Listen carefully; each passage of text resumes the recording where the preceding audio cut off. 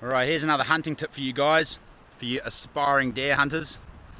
If you come up hunting up the river flats and there's no deer on the clearings, but there's sign of deer all over the place, or maybe some tracks going through, it's a simple matter of finding where those tracks exit the clearings and then go up a ridgeline. Now the deer will bed down somewhere up high where they can smell danger coming and where they can hear danger coming.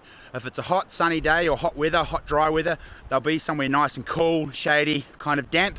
And if it's really cold, damp weather, they'll be up nice and high, somewhere where it's dry and gets a bit of sun. So if you use your imagination, you can usually figure out whereabouts in the surrounding terrain the deer are going to bed down for the day. Then it's just a simple matter of finding where the tracks come in and off the clearings and then following those tracks up the hill. They'll usually lead up a ridgeline, so you just got to follow them up the ridgeline. When they get to the top of the ridgeline, they're kind of hard to keep following because they sift off into the forest. If you've got a sniffer hound, this is where it comes in really handy, because the sniffer hound will just track those deer down to where they're bedded. Good idea to keep them on the lead when you get really close. Now if it's a big open terrace and you've no idea where the deer are and you can see quite a bit through the forest, it's fairly open, a good technique is to actually walk upwind of the deer and go across the wind so the scent's blowing downwind from you. This can quite often spook the deer and they'll jump up, crash away, and you can get a shot off at them. But if it's really still and you've got a fair idea of where the deer are going to be, then approach downwind so the deer are upwind of you and just slowly sneak in. Keep your eyes peeled for that Mickey Mouse shape of its head or the heart shape of the deer's bum, because quite often you won't actually see the deer, you'll just hear it crashing away. Now if they do crash, they'll generally crash, run 20 meters, sometimes 50 meters, then they'll stop and listen.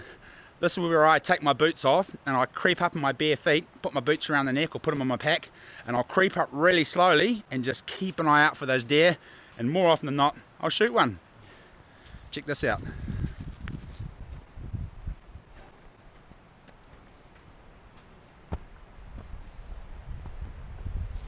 Plenty of fresh deer sign there, but I'm off to work.